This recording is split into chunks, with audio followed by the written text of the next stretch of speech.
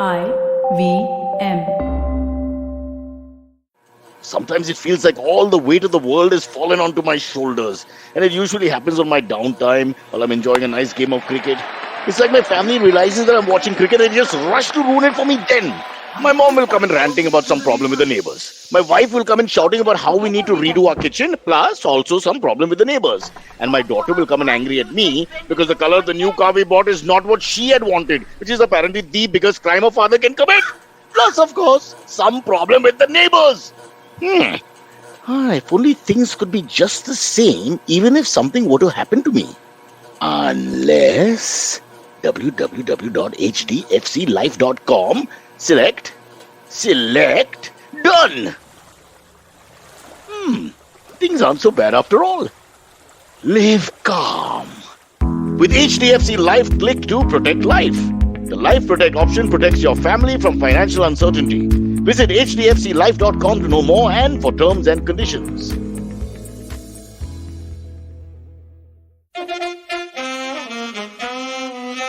कृपया ध्यान दीजिए, the language used on the podcast may not be fit for consumption. We warn you, tread carefully. But listen yaar, don't be so conservative. Yeah, Cyrus says, and we've got a big star on the show. Normally we don't allow stars, but for some reason, because they don't want to come generally. But this guy is different. He's not just a star, he's written a great book. I'm going to bring him in a second. But first, I want to vent a little bit about another issue we are having in India as youngsters. We're not changing completely. And that is, why do we block doorways? I've noticed everywhere. Everybody stands in front of the lift and then has a conversation, or stands in front of the door leading into a restaurant or a public place or a club or whatever, or in front of the gate of a main entrance of something or the other, an office perhaps. Why do we do that? Why are we always standing in? For some reason, that's the place to stand and gather and just think or talk or hold an audience. It has to stop. I'm asking the Maharashtra government. I can't talk across India. I have to talk about local issues right now. Maharashtra government, please take this seriously and penalize offenders. Of course, your police are busy standing on the road trying to wave the VIPs across, so you don't have the time right now. But when you have the time, think about it. Stop people standing in the front of gates, front of lifts, front of entrances of buildings, offices, clubs, cafes, whatever. That's not the place to stand. 5-second rule. 5 seconds to stand and clear the area. You're just coming everybody else's way. Having said that, it's a very pleasant shoot, rather show, a podcast. What is the workplace and how does your gender and body affect your right at work? Hey, I'm Priya Mirza, and on the Longest Constitution podcast, we critically examine the vision of the Indian Constitution and laws. In season 1, we looked at sex, gender, sexuality in India, and the landmark judgments which transformed our rights as citizens in this country. In season 2, we discussed the laws which shape the workplace and examine how ability, competence, and merit impact us, and much more. Join me, Priya Mirza, every Wednesday only on the IVM podcast app, website, and all the major podcast streaming platforms. We have Tushar Kapoor from the illustrious family, Jitendra's family, of course. And Tushar is, in his own right, very illustrious, accomplished man.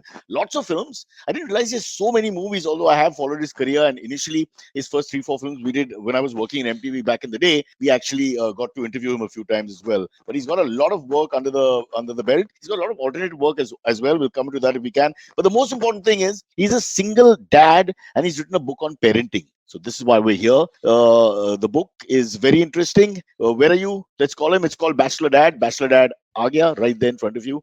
Hi, Tushar. Hi, Welcome. Cyrus. Thank you for the very warm welcome. And you made me sound like some legend, though I'm not one. Well, you're on your way to being a legend. But fair enough, age is a very important point, so we won't say that yet. But the good news is that you were born in the 70s. I won't give the exact date, which means that you're from my decade, which means I have much more in common with you and I feel happy. Because every time we get these really young guests, it's very difficult. The references go over their head, especially sports references or references from 80s and all, even movies sometimes, just boom. Nobody gets it. So I'm a little worried. When I get somebody from the 70s, I breathe again. I feel happy. Lots to talk about, Tushar. Very interesting story. Obviously, you're not the kind of guy you can pigeonhole into one area. Very much from the film family, film fraternity, legendary father. Let's not even waste time talking about how great that man was. By the way, when I was a young guy, many, many years ago, your dad was a friend of this a pal of mine called Samir Nathani. And so his father knew him. And your dad turned up at one of the parties. And we were so awestruck because he was, when Jitendra was standing right there, we were all drinking with him and talking like buddies. It was fabulous. One of my great memories. Just, 7, 8 guys around a bar. I mean, we were like, slightly younger, but treated us really nicely. So we all just had a few drinks, got the courage, stood around, and he was great, man. I couldn't believe it. Went home and hung out with Jitendra. It was these kind of things you never forget. And years later, of course, whoever. I think it's someone connected to Iqbal Lathani. I think he's Yes. he's a family friend, very old family friend, and Yeah. yes, Murad is his son. So maybe you know Murad. That's how. I know Samir. Now, I don't want to name dropping because that always lands me in trouble. But yeah, Okay. they're very, We very won't go classy there. family. They wouldn't mention that he's coming and all that. So he just arrives. Don't make a big deal out of it. That way, people also deal with it better. I think when a South Bombay crowd, if you tell them a big star's coming, especially a legendary, famous star who's above the normal level for sure, then everybody gets a little excited and jittery and looking at the door, waiting for him to come, etc., etc. Here, we didn't really know. It just sort of happened. So you were always like, "How drunk am I? Jitendra's here. What's going on?" It's like totally out of left field. But let's talk about Tushar Kapoor. We were getting into the book. We'll talk as much as we can about the book. That's super interesting. But first, let me go back. I'm trying to remember. We argued this offline a little bit, but I think it was maybe Mujhe Kuch Kehna Hai. What was the first film where we got to interview and see you? Take us back to how that happened. Yeah, that was in 2001, and it was called Mujhe Kuch Kehna Hai. And I think we met then for one of the interviews regarding the promotion of the film. And I remember there used to be this person, Himanshu, and he used to take me. I think he was like the movie's publicist, and he knew all the guys, the big guys in all the channels, like all of you. And I took a round of all the interviews on spread over 3 days. I remember that was in April, May 2001 when the film was releasing. So that's when we met, and that happened. Honestly, yeah, everyone thinks that if you are born to an actor and you're from a film family, then it's all planned. But it wasn't planned because I finished my business management in the US, my BBA, and I worked for a year there. And I realized that the corporate world is not for me. So I came back to India because I felt creatively inclined towards films. But I didn't know, I was very confused whether it would be an actor. I didn't want to do anything by default because my family's into the business. So I said, let me become an assistant director and probably find my bearings that way. And I just made some friends on the set. I was working on David Dhawan's sets, and I What did made your some family friends. say? Were they keen? Because I mean, you went to America doing a business degree, etc. So were they keen on you coming in, or what? How did they look at it? They left it open to me. They were like, you do whatever you want, but we don't want you living in America. But I didn't really listen to what they were saying. I made my own decision because at the end of the day, you have to know where you're going. Otherwise, you just land up doing what your parents tell you, and then you might just not be happy with it. So I did come back, but not because they told me to come back. And I became an assistant director, and there I made some friends, and I got offered this movie, and I was like, okay, now let me just jump into the deep end of the sea and just see if I can float and save myself and survive. And that's how it started, the first film. Yeah. Also, Tushar, tell the truth. As an AD or working as behind the camera or on the side of the camera, rather, it's a horrible experience after some time, right? I mean, come on, compared to being an actor with your trailer and maybe one scene a day, a couple of lines, a little dancing, whatever. I mean, there's a huge difference in work output. I always feel really bad for people nobody works more than the AD. They're running around like headless chickens from morning to night. First person on the set, last person to leave, and takes all the blame. So was any I won't say favoritism, but did you have a good time because you're so and so person from so and so family, or were you just like all the ADs who really suffer sometimes? No, I think mine was a little worse than what the normal ADs What are do you saying? because usually there's like a first AD, second AD, third AD, fourth AD, and everyone Correct. has delegated tasks and they know what they're supposed to do. So they could be running around, but they know what they have to do for the end of the day. So you're mentally prepared. I didn't know what my job description was. I was just thrown into the thing and say, now you find yourself, you find your work. This is around the 99, 2000 when when things were not very structured, and I was on David G's sets, and his style of working is very like Superb. Yes. यहाँ पे like लगा you're they camera. thrown into a football field and you don't play football and you're playing with like experts in Professionals. football. Yeah. I mean, it eventually you will learn the hard way, but it's damn torturous to just figure out what to do. So I was in that situation, and I was just like basically standing around and observing the whole day.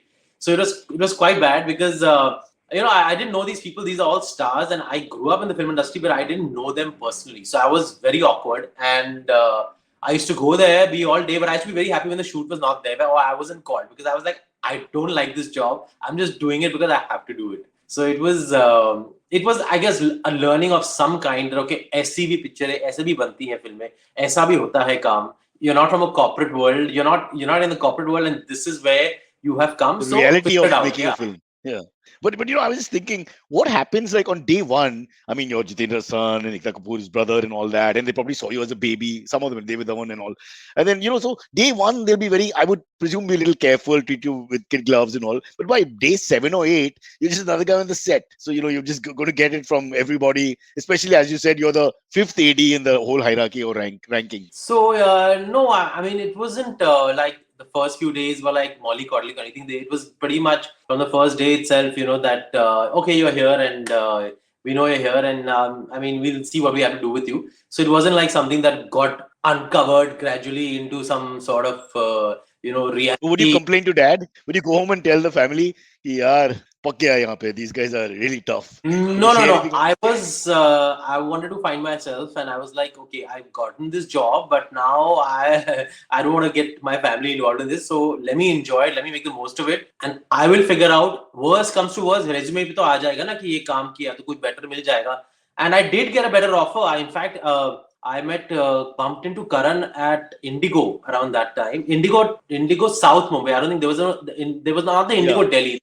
The our Indigo. Indigo. Yeah, Yeah, the Indigo so you, restaurant, which is behind the Taj. So I think that correct. was happening at that time. And I bumped into Karan on a Saturday night or a Friday night. And he said, "What are you doing back in India?" I said, "I've become an assistant to David G." So he was like, "Why are you working there? Why don't you work with somebody your age? Why don't you come and work with me? Come and see me." And he offered me K3G as an AD. So that was a huge booster. But then before that, I got a job as an actor. So that didn't happen either. So all's well that ends well. So then tell us, how did that happen? How did which is the first one? Mujhe Kuch Kehna is the first one, right? Mujhe Kuch Kehna was the first one. Yes, yes. And So how does that's that? How did the offer come through? How did it happen? The so whole thing. on David G sets, I used to meet this writer called Rumi Jaffrey. He was writing a lot Of of films course, very for famous. Yeah. David G, and I used to just sometimes talk to him. And his brother was also an AD. His younger brother was also an AD with me. So I used to get to meet Rumi Ji because of the younger brother. And sometimes I was driving to set and back, so I used to give him a ride back home, drop him to Lokhandwala or whatever, because I was driving to the shoot. So we got a little chatty, and then I think he mentioned my name to Ashu Bhagnani and said that he's working as an AD, and he was aware of some story, some script, some remake which Ashuji had, which he was looking for a hero, which required a new face, which required somebody who's not got an image in the public mind yet. So through them, I met Vashuji, and Vashuji kind of interviewed me once, at Sun and Sun Hotel in true Bollywood style. I was asked to go to Sun and This is the Sun. last generation who did all that, huh? I mean, I'm so sad. All these Sun and Sand and Sea Rock, all gone now. Yeah. No, Sun What a and Sand is concept. still there. It's still happening. It's not it's like But do they have auditions and meetings? I doubt. Now you got all your I corporatized guess Bollywood. that happens everywhere, but Sun and Sand still has its charm. You still have the restaurants, you still have that beachside pool, and I go there if I don't want to be. In fact, the filmies are less in Sun and Sand now. Everyone's all over. Everyone's in much cooler places. So Sun and Sand is quite peaceful in that sense. So that time, yeah, I went and met them, and they interviewed me, and they said, "We want you for this film." So I said, okay, wow, I saw the film and I liked it. And I said, let me just try now if this works out for me or not. And I started my training immediately. So that's how it happened. Yeah. So he didn't audition you. He just chatted with you and sort of got a vibe and then said, okay, let's go with it. He just asked me that, are you keen to do films? I said, I'm just learning, basically as an assistant director. And I wouldn't mind, trying it. I wouldn't mind seeing if I have a passion for it. And he was like, why don't you see this film? And if you feel like the script works for you, and if you feel that you could do justice to it, we'll think about launching you. So I saw the film and I loved the film. In fact, it was a very nice, youthful film at that time, which was very, very pan-India appealing. So I said that would be a great launch. And I looked at the opportunity. I wasn't sure whether I wanted to act or not. I looked at the opportunity and said, okay, everyone gets one chance in life, and it doesn't come in a package wherein you feel like, okay, this is, something that I How would. can you not try? You have to Yeah, how try can you once not? because you're Jitendra's son. You can't be in 45 and say, I didn't do it. I can understand. So how do you tell your dad? Did you go up to him and say, Mujhe kuch kehna hai? Sorry, couldn't resist. No. I told him that there's a movie, Mujhe Kuch Kehna, movie called Thuli Prema, is the Telugu film that I was shown, and he saw it with me, and he said that I don't know, you decide, it's your life, And I really like this film, and I don't think I would be able to give you a better launch than this. So why don't you do it? And my whole mantra was that I don't want to be launched in a home production. So I told him, I'm very clear. I like it. I'm going to go ahead and do this. This is like a job. It's like, I was doing an internship and now I got a job. So that's how I'm going to look at it. And I'm just going to, figure it out and see how it goes. So I was quite excited and happy, etc., etc. But then the training and all started, and then I realized that okay, I've been away from all these from the arc for so many years, and now I have to really get acclimatized to the film world.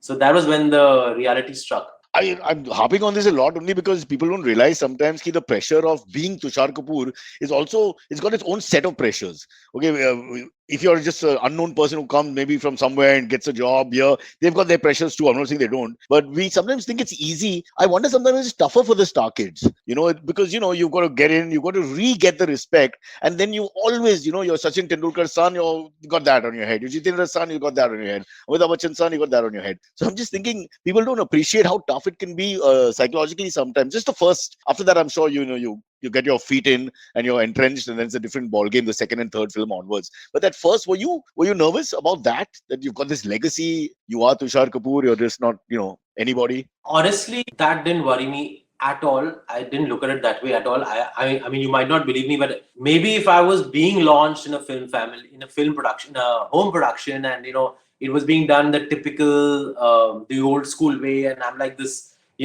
this new kid who's now being trained to become so and so, whatever. If that was the case, then I would really, really have felt very, very uncomfortable, and I would have felt a lot of pressure. Like it's not me, like I'm being made to do something. But in my case, it was just like I've left my job in the US, I've come back to India, and I did get a job on my own, and this is like another job in another world, and I have to make the most of it. So the nature of the profession is what was probably intimidating me, that okay, this is a new world for me, and I've never really faced the camera before as a kid or anything of that sort. So that was really the pressure. There was no pressure that main inka beta hu ya is family se hu. I know. So, how can you keep putting that thought in your head? You already got the lines and the thing and the movement and all to get through, and then suddenly to have the oh God, I'm Jitendra's son. it's ridiculous. I think for the outsiders, they feel like okay, now you have that kind of pressure, but I don't think it's really that clearly there in your head that okay, you're going to go on set thinking that okay, what would people think of me in comparison to somebody, or in comparison. That doesn't really happen. But the job itself is hard, it's tough, it is difficult work, shooting in front of so many people, so that itself takes over.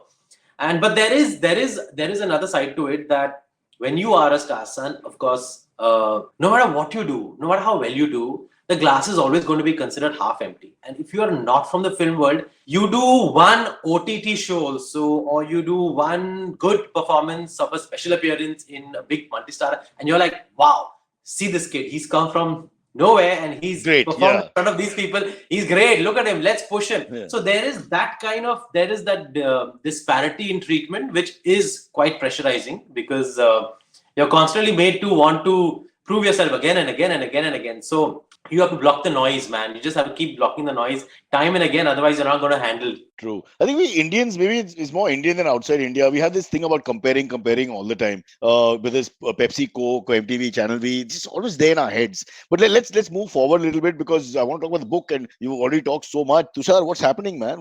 The book will not even get 2 lines in here.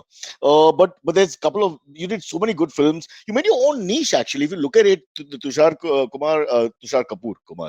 Fact File. Tushar Kumar, Bapre, you're like It's a this. good name. You're It's like a good name. a spoof Bollywood director. Yeah. But if you were back in the day, it would be a perfect name, wouldn't it? I mean, you would have taken it on for sure. Tushar. Launching Tushar Kumar. No, but lots of interesting films. Kya Cool Hai Hum was there. I loved Shootout in Lokanwala. I thought that was so against the grind. You were more like this comic, light, romantic lead, and then suddenly that was fabulous. I really thought that performance was great, and the entire cast, actually, everybody was, most of them were cast against their sort of stereotype. It was very interesting. How was that? A very different film. Yeah, Shootout in Lokanwala. That you're talking about the first shootout, right? Yeah, the first.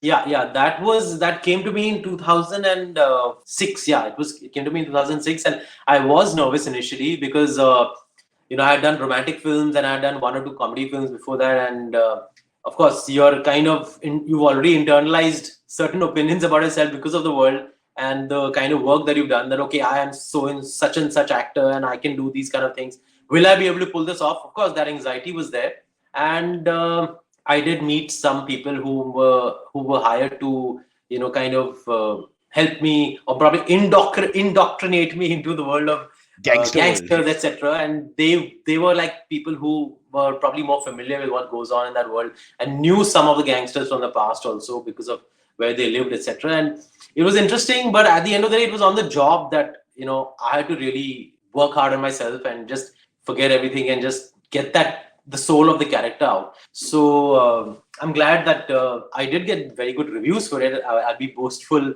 by saying that, but it's okay. But I did get some good reviews for it, and I'm glad people at least accepted me in that role, which was a big thing for me. I mean, not that I got any award for it, but the fact that they didn't mind me as a gangster was a big thing for me then. Yeah. Just meet me at Lokhandwala. We'll give you an award. Don't worry. It's fantastic. No, Yeah, it was a great performance.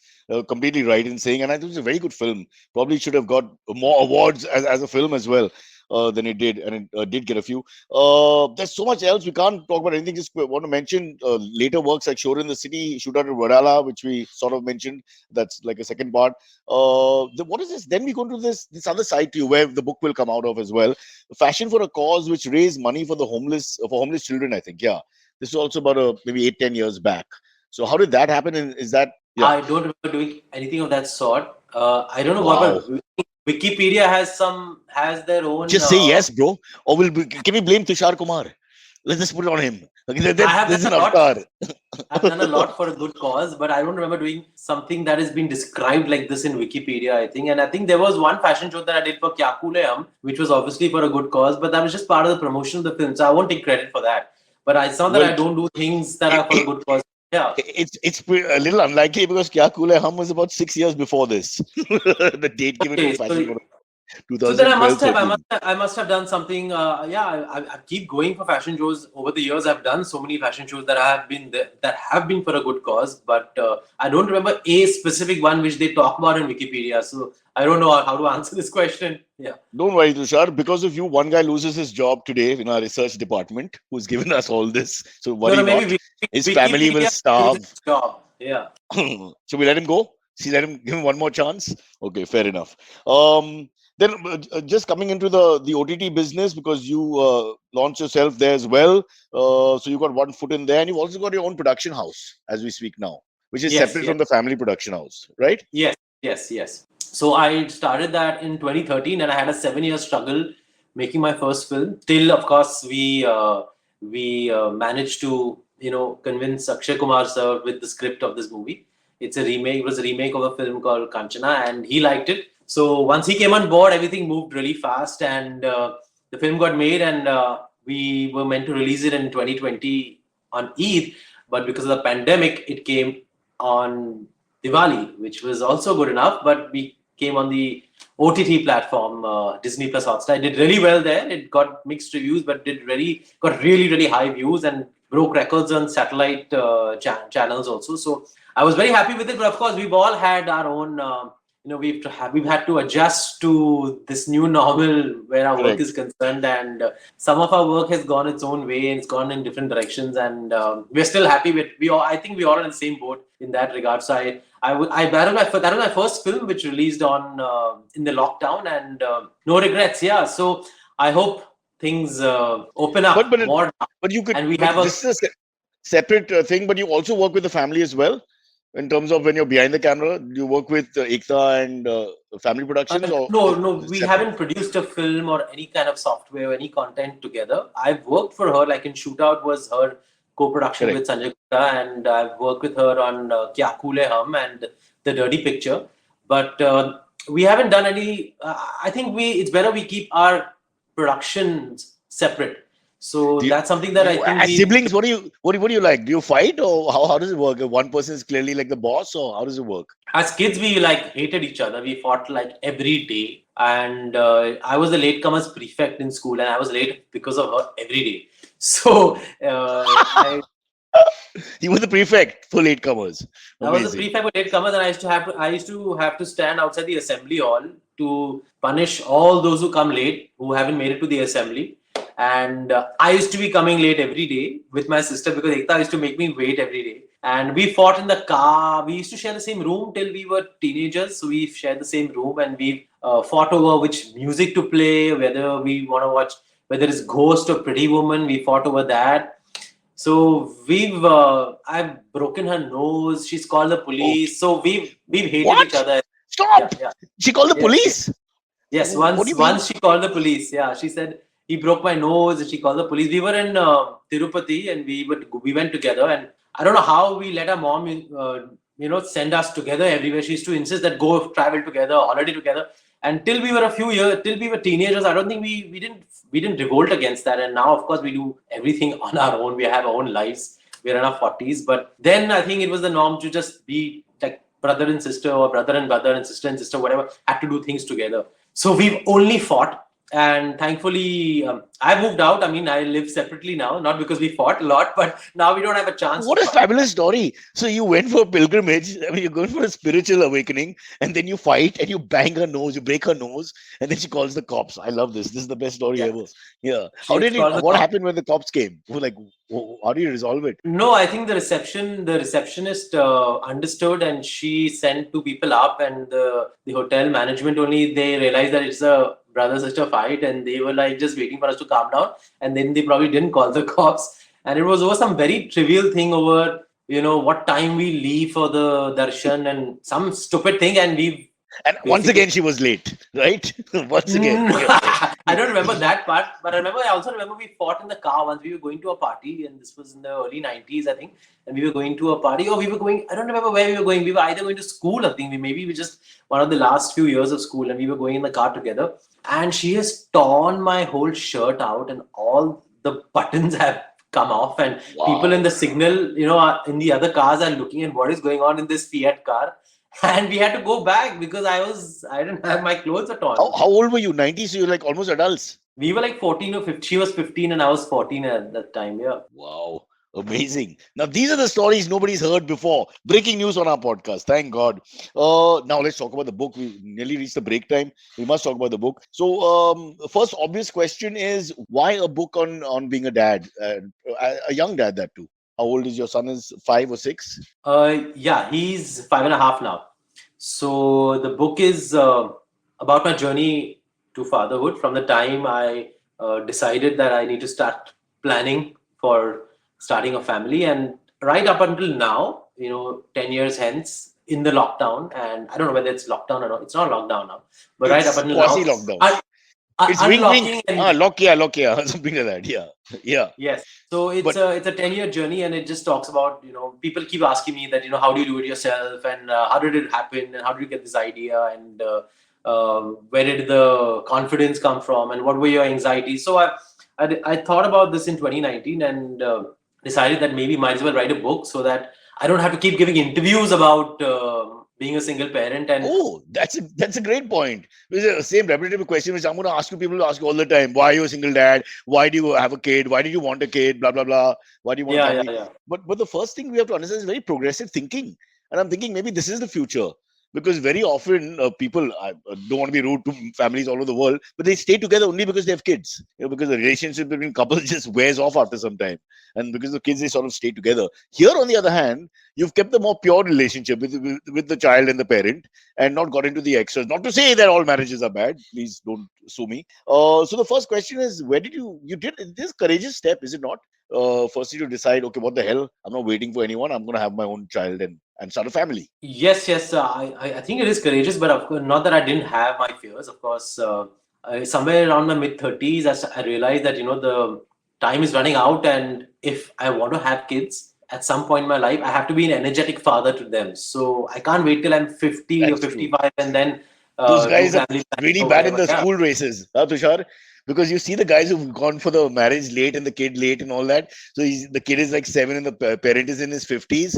And then all the other fathers in their 30s, and you have that father-son race or father-child race, and then they get exposed. That's a bit scary. So you're right. Yeah, and then you can't. You just don't want to get up and run around with your son. Also, you don't want to. You don't have the energy to do it. It's difficult. I mean, we all. I mean, age is only a number at the end of the day. But it's hard to just get pepped up to do so many things at a much later age. You're telling me I'm a few years older than you. I couldn't even get up to do the podcast. I'm so tired in like 15 minutes. They pump me filled with all kinds of, I can't tell you, anabolics and all that just to survive. But just sorry, I No, went your to team is so diligent that I have been dreaming about this 9:30. I have to be ready for this podcast, as I've been like at the back of my mind. It's like an alarm clock ticking all night. So I have woken up way before my wake up time. I don't wake up too late, but I've woken up like still half an hour, 45 minutes before that, just to be on time for this podcast. But but yeah, so I was wondering what's going to happen. If I don't plan my life right now, I won't have kids till I'm very, very late. So I didn't really do anything about it. And I happened to meet Prakash Jha. He's a serious film director. And we carpooled on the way back from, again, Tirupati. This is strange. But this time without Ekta, because you can't keep calling the police. It's an yeah, embarrassing situation. Every yes. decade there'll be another incident. Huh. This time the flight got cancelled. So You there have to is a drive flight back. every alternate day from there. So this time the flight was cancelled. So we were stranded, and we were like, if we have to wait for 2 more days to go back, I mean, it'll be terrible. So we decided to carpool together to Chennai and take a flight from there that same evening. So on the way to Chennai, he spoke about things like I'm also a single parent. He said I'm a single parent and he has adopted someone. And after having divorced his wife many years back, he adopted a small girl. And he spoke about me, and he said that if you don't know yet what is in store for you, and if you want to have kids, you can always try surrogacy and IVF and these assistive reproductive procedures. And he also made me speak to a family that lives in South Mumbai, wherein a young woman has started a family. Where because of poor sperm count, we all have to do this. You don't have to point fingers.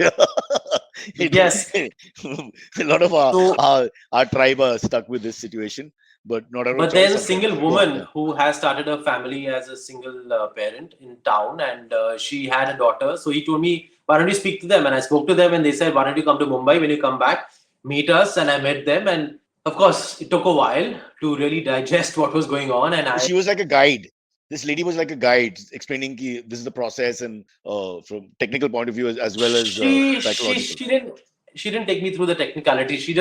I just saw her granddaughter, and I met her daughter who's a single mom. And I've written about it in the book also, that their daughter was in the cot, and they told us that it's very possible, and they said that we'll take you to the doctor whom we went to, who guided them. So the next step was going to the doctor, Dr. Firuza Parekh from Jaslok. And Very famous, yeah. she's the one who explained the whole technicalities to me, and she said that it's once you're ready, once you're sure of yourself, once you're clear in your mind that you want to go ahead with this, it's not going to be that difficult, and just you have to follow the steps and I'll guide you with it. So thereafter, I mean, I didn't really have to get too much into the science of it. We just had to, obviously I had to follow my doctor's advice, and it's all legal and as per the laws of surrogacy. And here I am today talking to you. This was in 2015, so around 7 years back, this idea came into my mind, and I met Mr. Prakash Jha, and I started this process. And 2016, Laksh was born, and now I'm here in 2022, and he's going to be 6, and he's in school now. He's restarted school. He's obviously goes to K2. He's in senior KG, and he's just begun school again last week. Wow. But you're just going back a little bit. So you now you're gonna have to play the role of both parents, right? So when Laksh was born, what's your go-to? Because now, in the sense that the normally the first couple of years the mother plays, I would presume from whatever I remember of having two kids, a slightly stronger role. Okay, just the way it is. But here, there's no choice. You are the mother, you are the father, you're everything. So how was that initial stage, the bonding stage where you have to literally Uh, do every single thing and around the from the moment the it child just wakes fell up? into place when you're mentally prepared, and you've kind of thought yourself out till that day comes, and that day comes, and the nursery is ready. And of course, I had organized help, a nanny to help me with the initial phase of it. But other than that, I just went with the flow. I didn't really think about कि ये होगा तो ये करूंगा, ये होगा तो वो करूंगा. And it's not just You know about what? changing What, diapers. what I'm getting at is that I got away, and lots of males get away in this situation because the sleep pattern always goes for a toss, is where the mother is more demanded because she has to feed and cuddle and all that. The initial year, we got away with a lot of that. Of course, later on, I think compensation happened, and I had to spend lots of time putting the children to sleep while she slept. So yeah, it works out like that. But I was just trying to think about that first year was terrible because you get scared also when the child is crying or demanding or whatever, and you sort of have to deal with that. So that must be like a fantastic, unique sort of situation for you. Just take us through the first few steps. Honestly, my only fear on the first day was what's going to happen to my social life. I'm sorry, I'm very guilty. I'm asking this question. Fair I'm enough. talking It's a about very it. fair question. Yeah.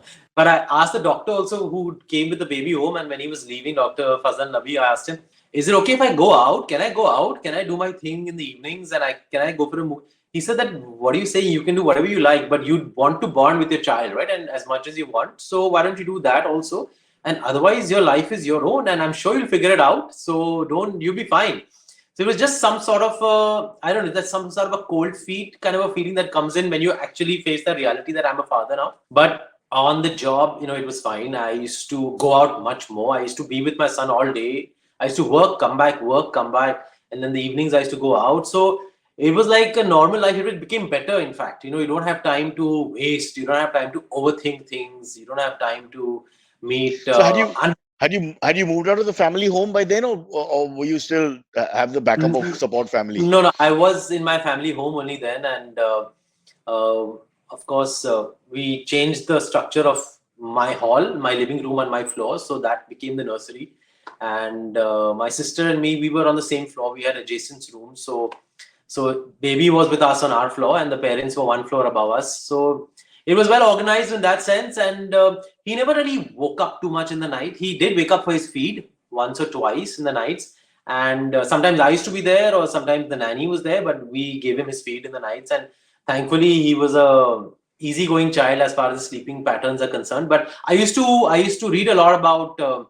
I read this book also, Healthy Sleep Habits, Happy Child, and I used to read babycenter.com. So I learned a lot about what makes children get too aroused, and that's why they have bad sleeping patterns, or that they don't take their naps regularly in the day. So I did that whole study of it, and I used to monitor him. So I tried to get him those 22 to 23 hours of sleep which babies need in the first few months, and then they start taking 2 naps, and then they go on to taking 1 nap, and pata nahi kaise ho gaya, sab ho gaya, and it was okay, and it was easy. It was just very time consuming. It was you need a lot of energy to take care of a child. You can't, your afternoon naps go for a toss because your baby's in the other nursery. You don't want to take an afternoon nap. So there are lots of things that I had to sacrifice, but it was fine. It was fine. But what happens now is the reverse, right? Because now, if you want to have a partner, you have to go to the Lux, in a sense, where generally it would go the other way around. You have the child. Now you have to take his permission. And I would think as he grows older, if there is someone and if that was to happen, you can't just, it's not your decision alone anymore. Yeah. That I haven't even foreseen that if that really happens. See, I've given you something to think about. Be careful. These kids, they rule you once they rule you. I agree with you, and there will be a huge adjustment. Of course, I have my priorities clear. My son is my first priority, so I'm not going to change his happiness and his upbringing for anyone in the world. But at the end of the day, I feel complete right now. I don't really. I'm not saying that I'm never gonna get married or never gonna find a life partner. I mean, that can happen, and that is an eventuality that we all look for. At the end of the day, but I am happy, I am satisfied, and if it didn't have to happen, I'll be okay with it, because I'm not seeking a life partner, actively seeking a life partner, or feeling lonely or feeling incomplete. But it I feel does, it complete. appears really hip also in a way, right? In 21st century, where people are, I mean, this is going to become more and more common, I would think, especially when famous people start doing it. Like a lot of people want children, but don't find the right partner in any case. And I think in the past, history is filled with mistakes where people compromise because they just want children and a family. And, probably that wasn't the right decision, which they regret for the last 40 years. I'm not talking about us, honey. Somewhere there outside, yeah. Tushar can't take a chance. But you think So it's going to catch? I didn't know you're married. you've kept that image very, very. You're very smart. I didn't even know you're married. I forget Alzheimer's and all. I forget from time to time. I can't remember that. Yeah, if you get married too early, in any case, you've forgotten. Trust me. No, come back. Do you think people? I think this is not a fad. This is something a lot of people will think it makes a lot of sense. In actuality, if you just sit, it makes absolute sense because you're having a child. You're completely. It's between you and the child, and that's it. And it's a very pure sort of union, and there's no other questions being asked. So I can see a lot of people doing that, male and female, going forward, saying, "What the hell? I'm reached my 30s. I can't wait for the right person to appear in a fairy tale. Let's move on." So you realize that, yeah, as the pioneer, you can take hafta. You can charge people. You and Dr. Firoza. Yes. Yeah. It is something that I feel. Thank God that I didn't get married. Thank God that I'm where I am today as far as my family life is concerned. So it was the right answer for me. But through this book, Bachelor Dad, I haven't tried to give others inspiration to do what I did or give them answers for their questions, because I'm no one to guide or advise anyone. And I had a long journey before I really found my own answers. So, and everyone has their own ways and means of dealing with whatever they're going through, and everyone has a different solution to a problem. So for somebody, marriage might be the right thing to do, and for somebody else, it could be what I did. And I can't really. There's no like one size fits all, and so it's a tough way. It's a tough thing to ask me, because I won't say that I've written this book to inspire people, but at the end of the day, after reading this book, if they feel that, okay, looking at his journey, we know that we can wait to find our own answers, and we can hold on to that faith. Yeah. It might backfire, Tushar. People come to the end of the book and say, "Okay, point made. I'm going to return my wife and keep the child." Something like that. You have to be a little careful.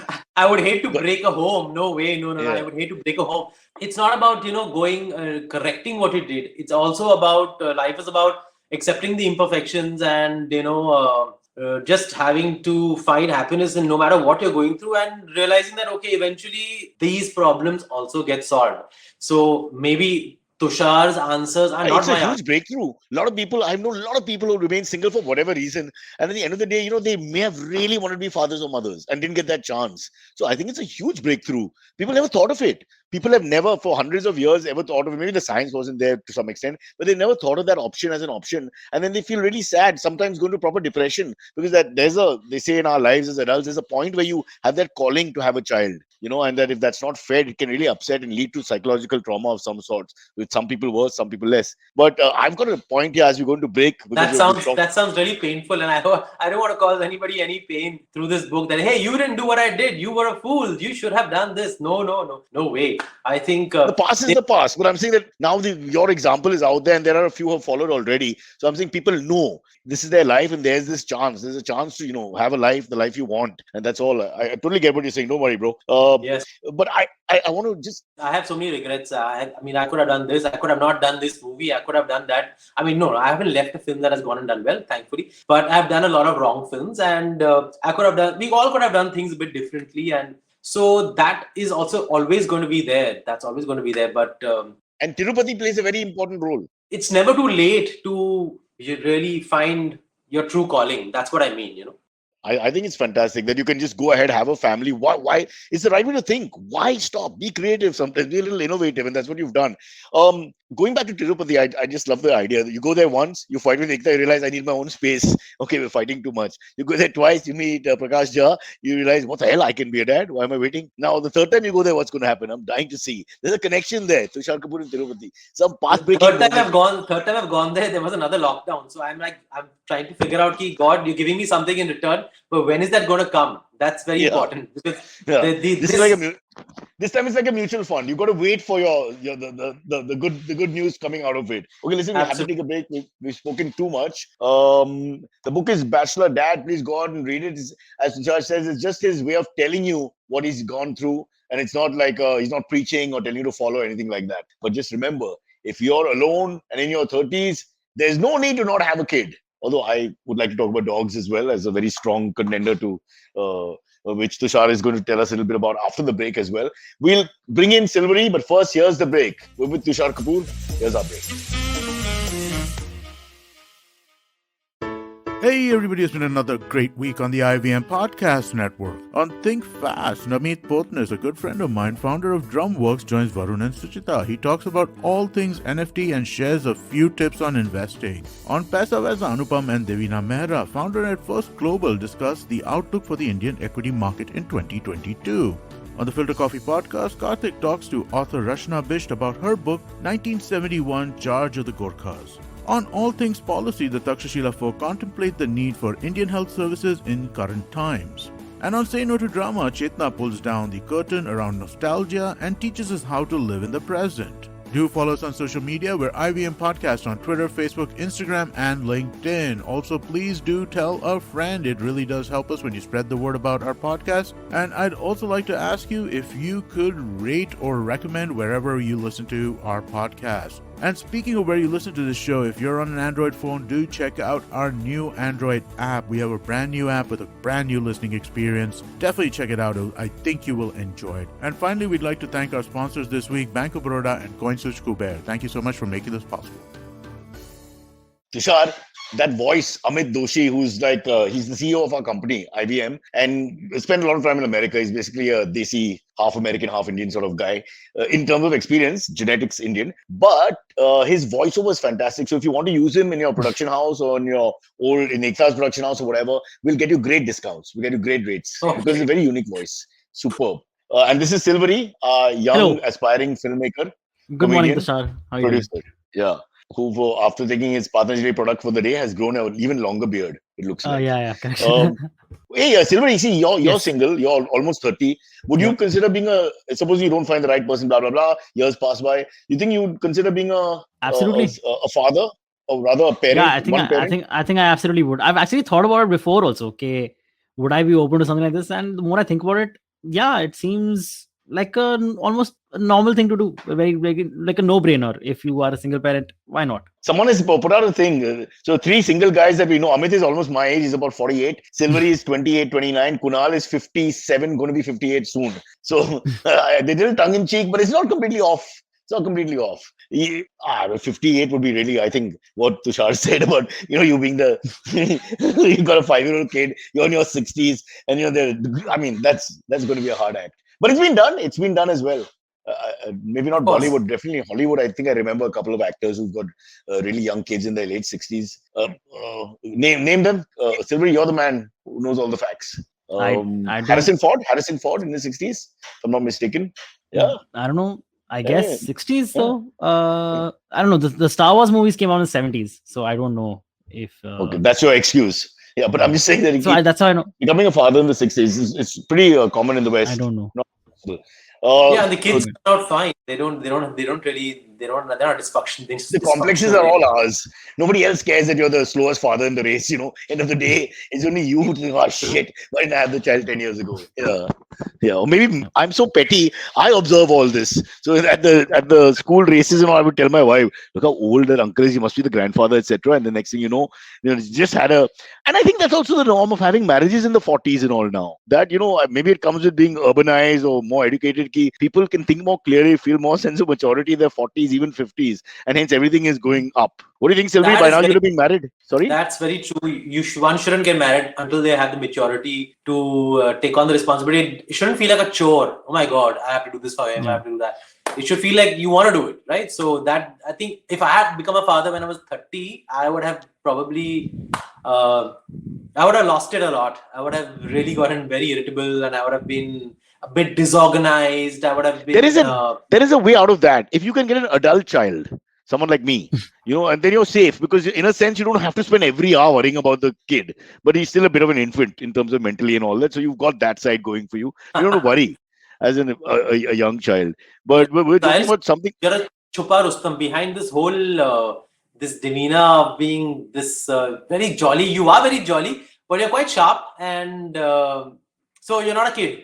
So I'm yeah, I wouldn't I'm let I'm me take. I'm ravaged. I've lived with my mother, then with my wife and my mother for in my entire life. This is a story not uncommon to north, south, east, west of India.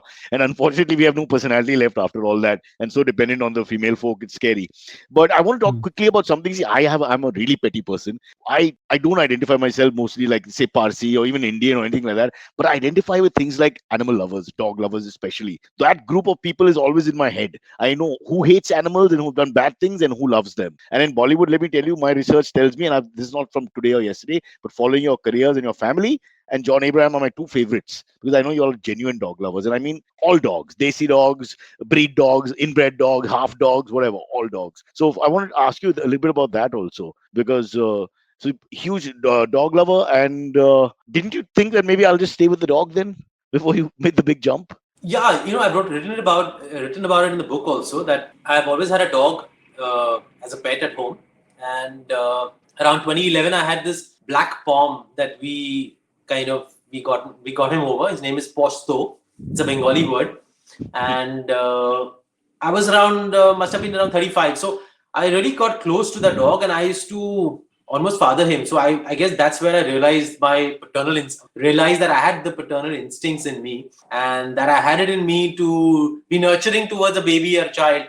So it's strange. You might laugh that okay, there's this No, dog no. Posto who gave me the inspiration that okay, I am ready to take that plunge. And I think it's a spot on observation. I've noticed that all of us who have had dogs, cats, and all from childhood, etc., we do have a very strong sense of looking after things, in spite of people thinking we're ruffians or jokers or do nothing much or whatever. I think those who have connections with pets actually do have an advantage when it comes. It's the same thing. There's not that much of a difference. It's just a question of looking after something which needs your help for whatever reason. Sadly, with Indian men, it goes on till we die. But other than that, yeah, that's true. So yeah. So now do you have a dog as well as Laksha? How does that work? So now I've moved because I moved out 3 years back. So Poshto was with my father. He's very close to my dad, so he's with him. But I just 2 months back I got a Maltese for my son, and that was also insisted Wow. on by my family because they read somewhere that it brings empathy There into you a go. child. Yeah, It does. so I'm telling you. it does. Although don't go only by history because Adolf Hitler loved dogs. I mean, for example, so it's not like there have been some bad guys also who are animal lovers. I mean, he was vegetarian and Yeah, he had other yeah, issues yeah, for yeah, sure. yeah, yeah, yeah. I'm sure we should make a list. There will be a few corrupt people in that list as well. Okay, Silvery, go ahead. You want to ask Tushar anything, or should we take AMAs? Yeah, I have one question, and then there are tons of AMAs actually. So quickly, so Tushar, you've actually been a part of like some legendary movies, right? Like you've been a part of Golmaal, of Shootout and Lokhandwala, Kya Cool Hai Hum, and Gayab even. What is it? Khaki was, oh God, what a great movie. So when you look back at your career, how does it feel to be a part of history in a way that these movies will be looked back on again and again and will be appreciated for a long time And to many come? that you mentioned have sequels, so they've had that Yeah, longevity. the Yeah, franchises. Yeah, the correct. franchise. Okay, Well, yeah. it does. It feels very, very satisfying that I was fortunate enough to have gotten to be a part of all these films. And even though they are multi-starers, thankfully the role that I was given was good and got noticed in these movies. So I'm glad about that. But it's always when you look back that you really value, what you've done and how much you've done.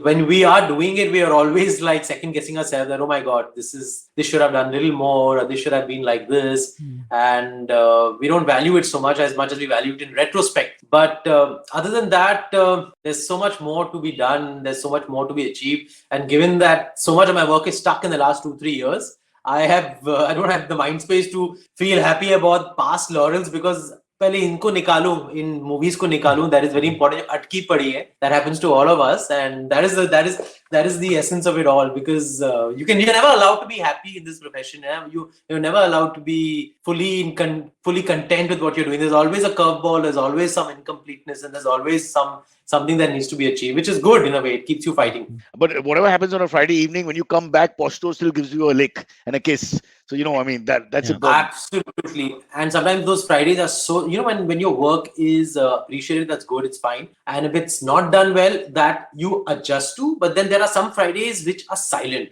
and you don't know what's going on. And those are horrible because you're not getting any news, good or bad, and you have to wait to know where is this uncertainty going to lead me. Is it a bad flop? Yeah. Let me know. Tell me, Baba, so I can move on. So that those Fridays are the worst when you're neither here and neither there. And then by the 12 or 1 or 2, you know that okay, it's bad or it's good or whatever. And then I mean, even if it's bad by 4 o'clock or by latest by 7 Exam o'clock, is I'm over. like, Correct. Yeah. yeah, I did my best, and now I have to cremate this and move on. Yeah.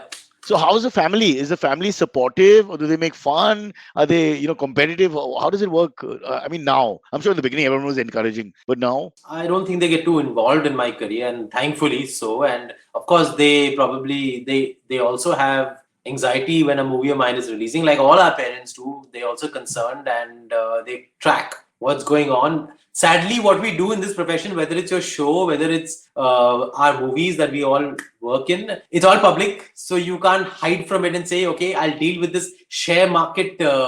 This crash later.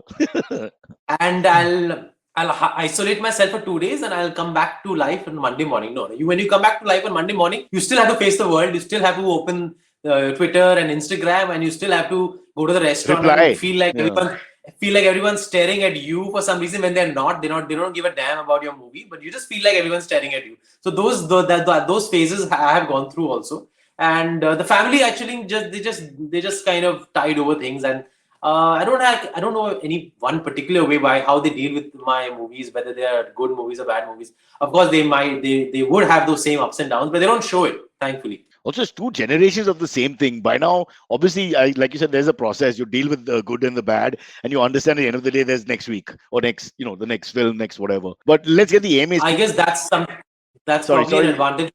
Sorry, yeah. Yeah. Sorry to interrupt because you want to get the Cyrus, I think you found a guest who talks more than you. I think I have spoken more than you, and I'm so happy. I have interrupted you. I have cut you. I've done all the wrong things on this show. No, you've been fantastic. You get a lot of support from everybody listening. Don't worry if you've done what you've said. But no, it's been. I just think it's A, courageous what you've done. B, it's really like an artist. You've decided, look, I'm going to be a dad. I'm a dad. I'm going to write a book about it. I wrote a book about it. And I think, in spite of being Jitendra's son, which cannot be easy, you carried yourself really well. Let's give you a little round of applause. Except my hands are a little old, so no one will be able to hear what I'm doing. But yeah, so much. Thank you so much. Very kind of you. I think you are kind. You are a kind person, and you've always been very encouraging. I remember I met you at Bar Night also, and I remember you saying also, here comes the bad stories. You said you're a regular. Good to see you. You're a regular guy. You're a regular. You keep coming with movies regularly. Isn't that the nicest thing someone can tell you? I mean, you come from where you come from. You've had your own success and made a name for yourself. But you're a regular guy. I think that's the best thing anyone can tell anybody else. That I met Tushar Kapoor. He's just like anybody else. He's a normal guy. And again, that can't be. That made my day. See, Silvery? Dekha? This is called PR. Call your team. They don't know how to do PR. I've made Tushar happy. You're also a normal guy, Cyrus. Don't worry. I don't think so. How old are you kids, Cyrus? If I may ask you, how old are your kids? My son is 19. Yeah, my son is 19. He's in Canada. I got married in 2001, Tushar, when you launched. So, wow. More or less when you launched. So, yeah. So, literally, my marriage and your career are the same age. It's like that. But you're happier. No, I shouldn't say that. She's fine. It doesn't look like it. I think you're as happy as I am. I think you found your right answers much before me. So I should be envying you in that regard. Yeah, I just stay with my parents. You moved out. Remember, stay with your parents. Everything's taken care of. That's the way to live. Yeah, Silvery, you do the same. So don't you do exactly the same. I say my parents. I say my parents. Yeah. There you go. This is a story that's not changed. Tushar also went out. You went out in the 30s, right? It's not like you went out as a teenager. No, I went out in my 40s. I moved out 3 years back. So I'm 45 now. I moved out when I was 42, and that too because there was renovation going on at home. So we all moved to this apartment, and by the time the renovation was over, I decided. Then they moved back. I was like, I'll come in a month or so. I'll come in 2 months. I'll come in 3 months. I never came back. You tasted freedom finally in your 40s. Imagine the same thing can happen to us, Silvery. We don't even know what it's like. If we get a taste of it, then we only understand. Till then, we don't know. Just go quietly back home. Mom, kya hai khane ke? Our parents are amazing. My parents also, like all our parents, they're like, how can you move out of your family home and you've taken our grandson away from us? And almost like as if I'm breaking the family, but I'm like, you moved out of your house when you were growing up. That's okay. And they moved out of their parents' homes. When we do it, it's fine. When we do it, it's like breaking some major norm But or it's something. it's a bit cruel in the 40s, no? That's why I always thought about that. Now it's too late for me to leave the home. It's like that. You got to do it in that 20s thing when they're sort of prepared and they're young parents themselves, youngish parents. Once you reach 30s and 40s, I always feel now I would be very guilty. I'm not saying that you have to go back. I'm just saying you feel a little guilty if you leave at that Yeah, point. but nothing has changed. My son still goes to meet his grandparents every day, and they come over to my place. So nothing really changes. It's just a True. fear that they have that, okay, we'll lose you. But Silvery, you can leave in the next 6 months, otherwise you'll never leave at all. Remember, that's the rule. That's the formula. Okay, Yeah, AMAs, yeah, AMAs. sure. Huh. Okay, yes, quickly. All right. So we posted. So we have a lot of live AMAs as well, also on the live chat. But also we posted on Instagram that we have Tushar Kapoor coming on, and we got a lot of questions for you. Follow me at Instagram and Twitter on Bored Brocha. I'm so bored. I need your help. I need your love. I need your touch. Okay, just follow me. One of them comes from Kids Kintha, who says, "Hi Tushar, do you think surrogacy laws in India are robust and fair?" What does that even mean? I think that there is I've seen a book that's called The Laws of Surrogacy, and it's a very robust book. And I think the laws are very fair because I had a lot of do's and don'ts that I was told that I wasn't allowed to even talk about, what I was doing until much later. So if you have the right doctor who abides by the laws and who is, very, very well aware of what it all entails, then I don't think we need to really worry about the legal aspect of it because that's taken care of. But yeah, I have heard of stories in the past wherein the laws have been misused and people haven't followed the laws. But the laws are there. They're very strong. They're very robust. And To protect the kid, is it? What is these laws? to protect the people involved in the surrogacy process, to protect the medical fraternity, to protect my privacy, to, of course, my child. You went and wrote a book. There's no privacy then. I wrote a book about what I went through. No? So I wrote a book about my journey and I wrote about my personal life. I didn't write a book about anything to do with the process, which is confidential medical information. I didn't write anything that in the book. So it's a non-controversial book in that sense. Thankfully, yeah, Baba. I don't want to get into that stress. Should never want controversy. It'll come anyway. What's the point? Yeah. Fair enough. Okay. Let's next one. Yeah. The next one comes in from the therapist mommy, who says, "What is one unimaginable thing you've learned about parenting since becoming a dad?" One unimaginable thing that I've learned about parenting. What comes to my mind first is this thing that I always thought in the beginning that all these classes are bullshit. That you put your children through these classes, whether it's football class, whether it's maybe cooking class, or it's music class, or nowadays they have chess. These are the things that I thought were quite unimaginable and useless. But over the years, I've realized that they've really helped my son, have a wide variety of interests. So I never imagined myself taking him to classes outside of school to further his personality, and it has really helped me. So I know it's a small thing, but it just came to my mind, so I thought I'd talk about Well, I have a similar experience actually, Silvery, which is that basically, you need one thing that really helps you as a parent, to get through the child sometimes, because 24 hours a day is not easy. And I found some fantastic tool which is called television. I would just keep it on, and I found that I would get my time back, till my wife came and put it off or whatever. But it's very bad for them. Isn't it bad for their eyes? It's bad for their apparently. It's bad for their eyes, but it's good for my eyes because then I can do other things. I just put it on. No, I did that this Sunday. He wanted to see Harry Potter, and he suddenly said, "I want to see Harry Potter." And I kind of found out that it's on one of the OTT platforms, and went back to 2001. The first movie was in 2001, and started playing it. And I'm usually like trying to be this really good parent. I play with him. I won't just let him be. But this Sunday, I was like, "Okay, you watch it for an hour, and I'm chilling." So I know how that feels. That feels amazing. Yeah. And then after 1 hour, when he said, "Dad, I want to stop. Papa, I want to stop watching," I said, "Okay, now you can stop. Now you can go to your room and play." But it's fabulous when they get involved in that. You actually feel your life coming back because they're just completely immersed in that, and you're just safe, man. It's fabulous. Underrated quality. The television or the iPad. Silvery. Yep. All right. Next one comes in from Bruce Wayne. Yep.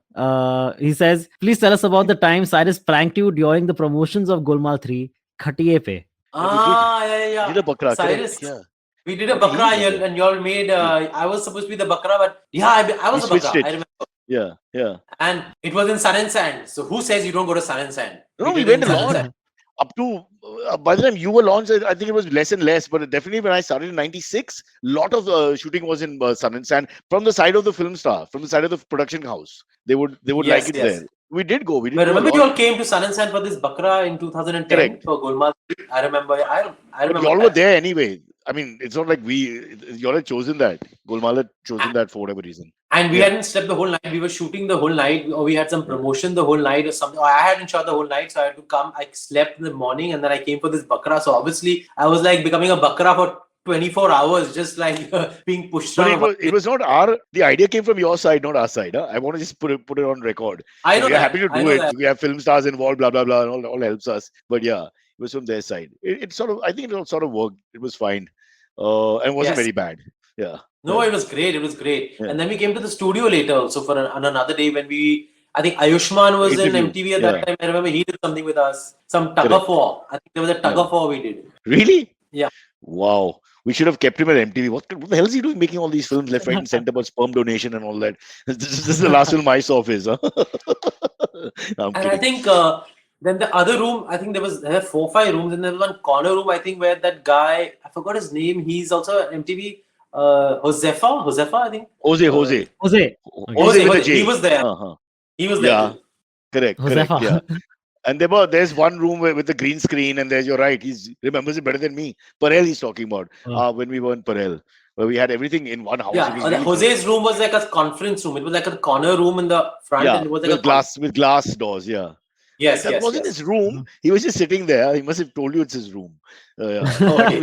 He was only allowed twice a week into the office because he smells. Horrible guy. No, I'm I kidding. remember we had a tug of war with the MTV team and the Golmaal team tug of war, something like that we did. Oh, right. So that was in the car park outside. Yeah. That was in, I think the inside, I think where Ayushman and all was, or maybe in the car park. I don't remember that part. It's in the car park. I remember this. It was quite a big incident and all that. Yeah. But it all made sense. It went with the movie. So this is good planning in the old days. This is just prior to roadies taking over the environment. All right. Next. All right. Well, Roadies was there. Next up- Roadies was there. Roadies had started very much. Ayushman comes from Roadies. Yeah, I remember Ranvijay, when he was a roadie, he came to my house with all First the roadies season. as a participant in 2003. I think 3 or 2. Correct. So he was the first season. First season, and they've all come to my residence, my family home, and it was like just like take the roadies to someone's house, and it was like we had a conversation. I don't think it was promotion for a film, but it was just like some integration of some sort. Yeah. Wow. Amazing. So you're responsible for the bloody roadies culture. You encouraged them in the first season. If you had shut the door, where was Poshto? Should just bit in Ranvijay then and there and ended the matter completely. He Oh, he's wasn't well born then. This is He wasn't 2003. born then. Damn it. Yeah. Chalo, next. All right. Silva. Chirag Chaplot asks, how long did the journey to adopt take? To surrogacy take? Also, how do you protect him from the paparazzi and help him stay grounded? Yeah, so as I guess those who will read the book, thankfully I wrote this book. They'll know that I haven't adopted. I have my own biological child, and yes, Not that to adopting is get a his- bad thing, Tushar. Let's be clear. No. Because I think there are It's kids not who at need all. homes. It's a Yeah. great thing. It's amazing. But just like everybody wants to have a child of their own, also I also wanted to have a child of my own. So that's why I did what I did. So it took me from 2015 to a year. I would say approximately a year between from the time when I heard about this process to the time my son came into my arms at home, and that was around 12 months. And how do I save him from the paparazzi? I don't save him from the paparazzi. I mean, I'm just normal with him. I mean, there is paparazzi, and if we go to a birthday party and there are photographers outside, let him face it. And I don't go out of my way to get him clicked either. I just like to keep it organic and let him be aware that, okay, this is part of our lives. But at the same time, he shouldn't get attached to it or uncomfortable by it or confused by it. So there's no way to run away from it. And I think it's not advisable to really let your children get promoted out there that soon when they're not even part of this profession. So you have to balance it out. That's how I do it. Silvery. Yep, sure. Next one comes in from Rohit Sharma, who asks, what was your experience working with Raj and DK? Both Cyrus and you have done your best Sure. movie roles with them. I think 99 was already out when I met them. Yeah, before, yeah. And I remember 99 it was released in the time of a strike. There was a Correct. cinema strike. Correct. We were some told strike not to release it. Amir Khan himself And that- apparently spoke to them. I remember this very clearly in June of 2009, Yes. if I remember. Yeah. And there were only English movies running in the theaters, and 99 was the only Hindi film. And it did so well, and it ran for 5 or 6 weeks, which is unheard of in today's time. And for a content film, for an alternative content film, it did really well. So why am I going to 99? Yeah. So I met Raj and DK in that year, in 2009. In the end of 2009, I met them, and they narrated Showed in the City to me. And Which they had made I as just a like short film. I don't know. I think maybe A college probably. film or something. They had made some version of it, and then they wanted to make a proper version. Yeah. So I think, if haven't I seen remember. that short film. So I just heard the script and I said yes instantly, and we started shooting. We shot it in 2010, the early part of 2010. So yeah, they had already done Flavors. I think they had done one film long back, and they had done Yeah. 99 came in 2009, and this was their third or fourth film. So how was it working with them? They are amazing. They as normal and rooted and grounded and down to earth as anyone can be. And there is a huge Tirupati connection I have with them because they are from Tirupati. They're from Andhra. Yeah.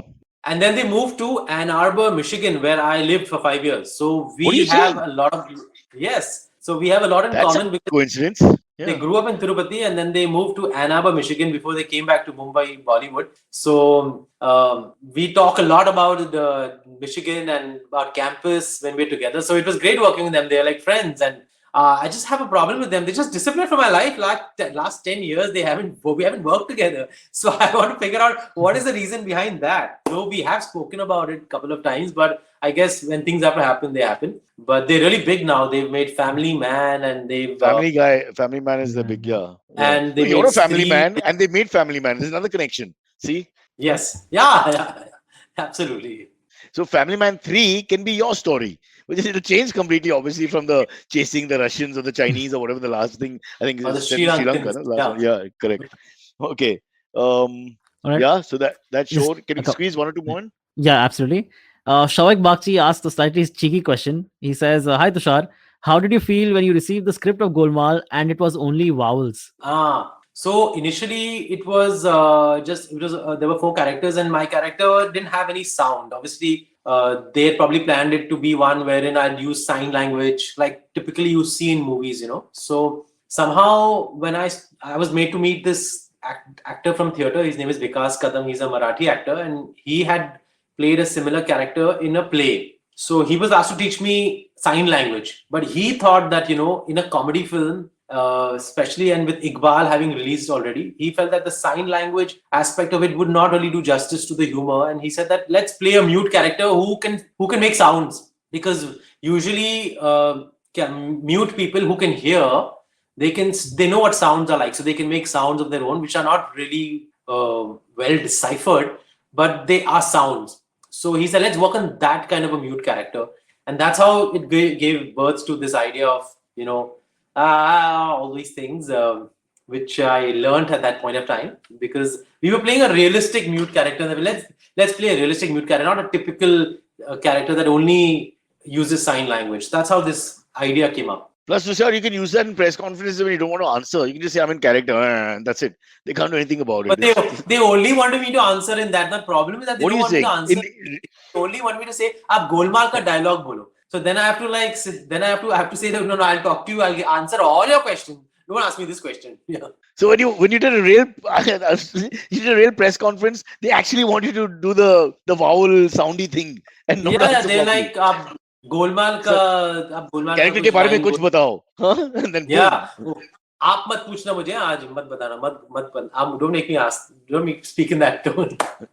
What do you say, Sylvie? Should we beg him? I mean, Okay, I don't know. Okay, Great, huh? we'll loop it and play it as a promo for the rest of the show. Oh God, no! Tushar reveals everything, and that's it. Boom. Chalo, let's take one last one. We've taken too much of his time. All right, last one comes in from LVRJ Reviews. He says, "Did you choose to be known as a comic actor, or did that just happen to you?" Honestly, it just happened, and I was only doing romantic films, and then Khaki came, and I did that serious film, and thereafter, Kya Kool Hai Hum was being planned with my sister was planning it, and she had signed Ritesh for one of the characters, and the other guy, I remember a lot of actors were approached and they had refused it. So I remember in 2004, she met me and she said that, there's this role, please do it. I have not been able to cast anybody, but I didn't want to make you feel pressured to do a film just because it's mine. But I want you to do this film. It's a good role, it's a good character, and it's a different kind of a film. So I heard it and I was a bit surprised by the naughtiness in the naughtiness in the humor. But I said, let me just do it for my sister, and I went ahead and did it. That's how, and thankfully I did it. I thank her because then comedy roles started for me. So Kya Khoole Hum is where it all started. No, but it's actually quite a. You got all the shootouts. You got Khaki. You got a lot of different films as well. But I suppose in the beginning there were light romantic sort of films, and then more comedy. Comedy became really successful. Golmaal franchise, etc., and all that. But you wouldn't say that you're one type of actor. I mean, what would you say? Not at all. I do get typecast. I think I am a little typecast in a sense because of the success of Golmaal. But I have to keep reminding people that, hey, I have done Shootout 1, Shootout 2. I have done Short in the City. I have done Khaki. My first film was a romantic film. I've done Dirty Picture, which is also like a semi-romantic film. So don't just think I'm doing comedy. But it just keeps haunting me. I think we all have our own problems with this. Whatever works. What can you do also? Yeah. But I think it's fantastic. I've come to terms with the fact that, if people like you in a certain way, then it's because they like you, and that's a good thing. So even if you are typecast, it's because of a certain kind of branding. Like I see you a certain way, and like the audience sees you a certain way. So why should we be apologetic about it? Let's just enjoy it. Let's accept it. Fair enough. So next time they ask you to talk in the Golmaal Avatar character ka awaaz, you just have to do it. There's nothing you can do, bro. Yeah. Win some, you lose some. Tushar, it's been a pleasure talking to you. Once again, the book is called Bachelor Dad. Again, he's not trying to motivate you to go out and just become a father. He's just telling his story. You get something out of it, that's fine. All right, great talking to you, sir. Please have a great day and a great week. And Silvery, never speak to me again. I took 1.5 hours of your time, and where has the time gone? And I spoke more than you. I don't think that's ever happened. It's terrible. I'm humbled. I have to go down now and cry for 5 minutes. No, this was great fun. Listen, please come back and talk some more. Yeah. Thank you so much. Bye-bye. Bye, guys. Okay, catch us on any of the podcasting apps, please. We beg you. We need you. Send us your questions on Twitter on Cyrus Says In. Or you can email us, even if you're not female, on whatcyrussays@gmail.com.